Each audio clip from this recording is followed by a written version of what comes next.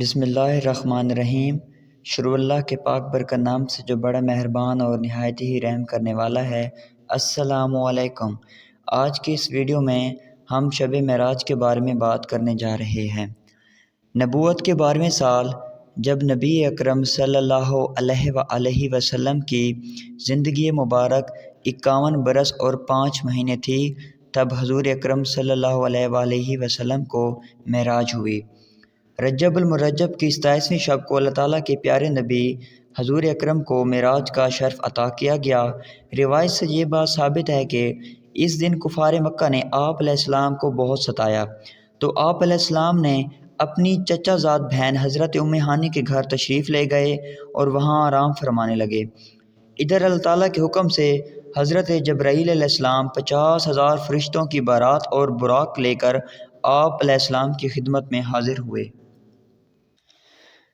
اس رات آپ صلی اللہ علیہ وآلہ وسلم کے پاس سونے کا ایک طاشت لایا گیا جو حکمت اور ایمان سے پر تھا۔ آپ علیہ السلام کا سینہ مبارک چاک کیا گیا، پھر اسے زمزم کے پانی سے دھویا گیا اور پھر اسے حکمت اور ایمان سے بھر دیا گیا۔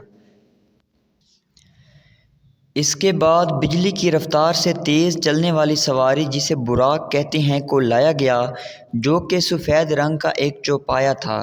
اس کا قد گدھے سے بڑا اور خچر سے چھوٹا تھا، اور وہ اپنا اگلا قدم وہاں رکھتا تھا جہاں تک اس کی نظر پڑتی تھی۔ اس سواری کے ذریعے آپ علیہ السلام کو مسجد اقصیٰ لایا گیا، جہاں پر تمام انبیاء کرام نے باجماعت نماز ادا کی۔ اس کے بعد آپ علیہ السلام کو آسمانوں کی طرف لے جایا گیا۔ اس واقعے میں 2 الفاظ استعمال ہوئے ہیں، ایک کو اسراء کہتے ہیں اور دوسرے کو معراج کہتے ہیں۔ اسراء کے معنی ہیں رات کو لے جانے کے ہیں۔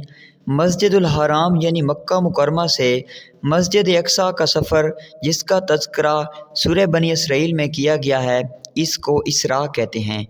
اور جو مسجد اقصیٰ سے آسمانوں تک کا سفر ہے، جسے معراج کہتے ہیں۔ معراج عروج سے نکلا ہے، جس کے معنی چڑھنے کے ہیں۔ اس واقعے کا تذکرہ سورہ نجم میں بھی آیا ہے۔ جب آپ علیہ السلام کو آسمانوں کی طرف لے جایا گیا تو وہاں پر آپ علیہ السلام کی ملاقات چند انبیاء کرام کے ساتھ ہوئی۔ پہلے آسمان پر حضرت آدم علیہ السلام، دوسرے آسمان پر حضرت عیسیٰ اور حضرت یحییٰ علیہ السلام، تیسرے آسمان پر حضرت یوسف علیہ السلام، چوتھے آسمان پر حضرت ادریس علیہ السلام، پانچویں آسمان پر حضرت ہارون علیہ السلام، چھٹے آسمان پر حضرت موسیٰ علیہ السلام اور ساتویں آسمان پر حضرت ابراہیم علیہ السلام کے ساتھ آپ علیہ السلام کی ملاقات ہوئی۔ اس کے بعد آپ علیہ السلام کے سامنے بیت المعمور کر دیا گیا، جہاں روزانہ 70,000 ملائکہ اللہ تعالیٰ کی عبادت کے لیے داخل ہوتے ہیں، جو دوبارہ اس میں کبھی لوٹ کر نہیں آتے۔ اس کے بعد آپ علیہ السلام کو سدرۃ المنتہا تک لے جایا گیا۔ سدرۃ المنتہا کیا ہے؟ قرآن و احادیث میں ایک لفظ سدرۃ المنتہا استعمال کیا گیا ہے۔ سدرت کے معنی ہیں بیر کے ہیں، اور منتہا کے معنی ہیں انتہا ہونے کی جگہ۔ صحیح و مسلم میں اس بات کی وضاحت کچھ یوں کی گئی ہے: وہ جگہ جہاں پر اوپر سے احکامات نازل ہوتے ہیں اور اس پر ختم ہو جاتے ہیں، اور جو اعمال نیچے سے اوپر جاتے ہیں وہ جہاں پر ٹھہر جاتے ہیں، اس مقام کو سدرۃ المنتہا کہتے ہیں۔ آپ صلی اللہ علیہ وآلہ وسلم نے دیکھا کہ اس کے پتے اتنے بڑے ہیں جیسے ہاتھی کے کان ہوں، اور اس کے پھل اتنے بڑے جیسے مٹکے ہوں۔ سدرۃ المنتہا کی جڑ سے 4 نہریں نظر آئیں، 2 باطنی نہریں اور 2 ظاہری نہریں۔ حضور اکرم صلی اللہ علیہ وآلہ وسلم کے پوچھنے پر حضرت جبرائیل علیہ السلام نے بتایا کہ باطنی 2 نہریں جنت کی نہریں ہیں، اور جو ظاہری نہریں ہیں وہ دریائے فرات اور دریائے نیل ہیں، جو کہ عراق اور مصر میں موجود ہیں۔ اس واقعے کا مقصد کیا تھا؟ سورہ بنی اسرائیل میں اللہ تعالیٰ نے فرمایا ہے: اور ہم نے آپ علیہ السلام کو اپنی کچھ نشانیاں دکھائیں۔ واقعہ معراج کا مقصد یہ بھی تھا کہ حضور اکرم صلی اللہ علیہ وآلہ وسلم کے مقام و مرتبہ کو مزید بلند کرنا تھا، جو کہ نہ کبھی کسی بشر کو ملا ہے اور نہ کبھی فرشتہ کو ملا تھا اور نہ ہی ملے گا۔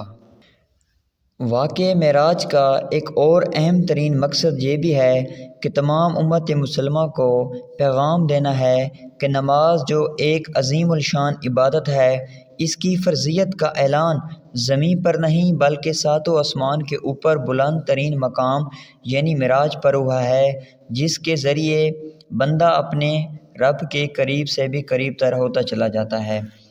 اس رات 50 نمازیں فرض کی گئیں۔ واپسی پر حضرت موسیٰ علیہ السلام کے کہنے پر چند مرتبہ حضور علیہ السلام اللہ تعالیٰ کی بارگاہ میں واپس گئے، درخواست پیش کی اور 50 کی بجائے 5 نمازیں فرض کی گئیں۔ اس شب آپ علیہ السلام کو جنت اور جہنم کے نظارے کرائے گئے۔ حضرت انس رضی اللہ تعالیٰ عنہ سے روایت ہے کہ رسول اللہ صلی اللہ علیہ وآلہ وسلم نے ارشاد فرمایا، جس رات مجھے معراج کرائی گئی، میں ایسے لوگوں پر سے گزرا جن کے ناخن تانبے کے تھے اور وہ اپنے چہروں اور سینوں کو نوچ رہے تھے۔ میں نے حضرت جبرائیل علیہ السلام سے دریافت کیا کہ یہ کون لوگ ہیں؟ تو انہوں نے جواب دیا، یہ وہ لوگ ہیں جو دنیا میں غیبت کیا کرتے تھے۔ حضرت ابو ہریرہ رضی اللہ تعالیٰ عنہ سے روایت ہے کہ نبی اکرم صلی اللہ علیہ وآلہ وسلم نے فرمایا، میں نے جہنم میں ایسے لوگوں کو دیکھا جن کے پیٹ بہت بڑے تھے، ان کے اندر سانپوں نے بسیرا کیا ہوا تھا۔ تو میں نے حضرت جبرائیل علیہ السلام سے دریافت کیا کہ یہ کون لوگ ہیں؟ تو انہوں نے جواب دیا کہ یہ وہ لوگ ہیں جو دنیا میں سود کھایا کرتے تھے۔ قرآن و احادیث سے یہ بات ثابت ہے کہ اسراء و معراج کا تمام سفر صرف روحانی ہی نہیں بلکہ جسمانی بھی تھا، یعنی آپ علیہ السلام کا یہ سفر کوئی خواب میں نہیں تھا بلکہ جسمانی سفر کا ایک عینی مشاہدہ تھا۔ یہ ایک معجزہ تھا جس میں مختلف مراحل سے گزر کر اللہ تعالیٰ کی قدرت سے رات کے ایک حصے میں اسے مکمل کر دیا گیا اور اس کے بعد اللہ تعالیٰ کے حکم سے دوبارہ آپ علیہ السلام کو براق کے ذریعے مکہ مکرمہ لایا گیا۔